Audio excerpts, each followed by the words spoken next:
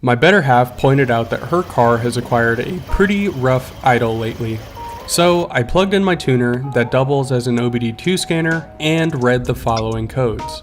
And after doing a little digging, I found this video by Kilowatt Garage that had some shocking similarities.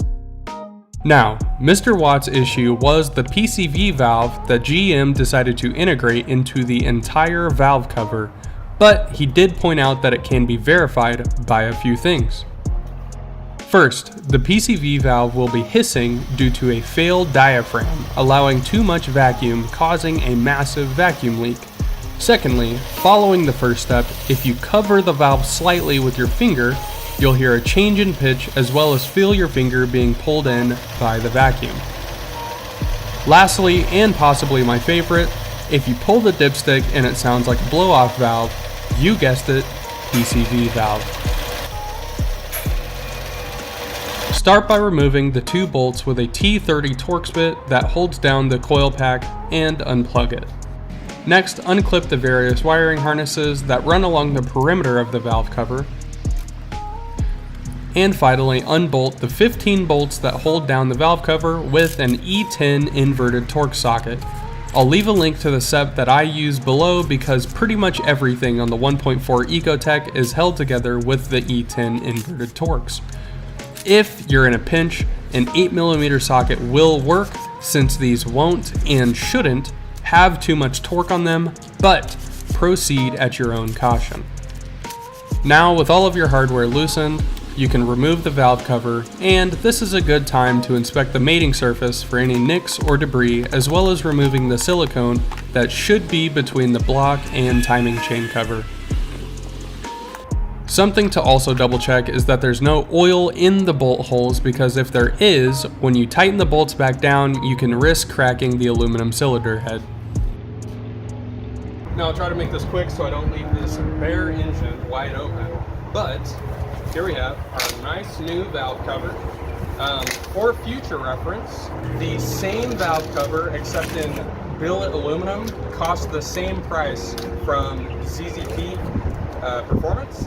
So if you have time, or if you catch this early enough, unlike we did, splurge the extra $3 it takes to get the aluminum one and just do that.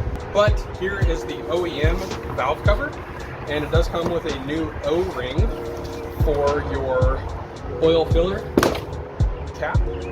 You can see all of these bolts are sleeved, which is why I'm confused about that one having hardware that didn't belong with it.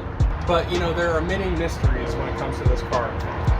The gasket is already installed, but we're just gonna double check it really quick. There's a little bit of dust. We'll make sure everything is seated, and we'll put it back on the car. We'll start by installing the included O-ring for the oil cap.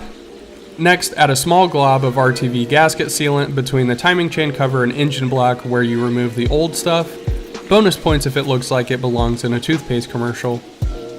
Then start to carefully place the valve cover back on the head and begin to hand tighten the 15 bolts in the pattern shown on screen, to both start the threads without cross-threading them and slowly seating the gasket.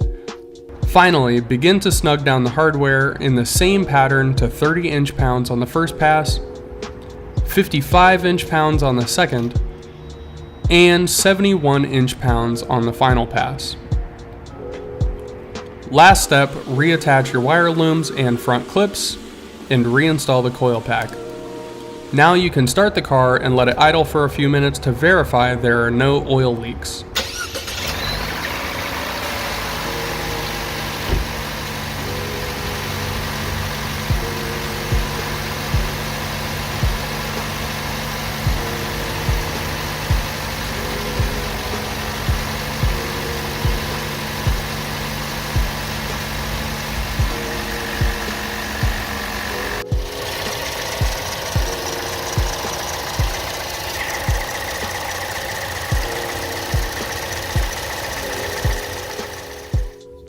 Last but not least, you can either clear the check engine codes by using a code scanner, or disconnect the negative battery terminal for a few minutes if you don't care about your clock or radio presets. And look at that! a whole video that I didn't plug my merchandise or channel memberships that include things like early access to videos, bonus content, as well as discounted merchandise.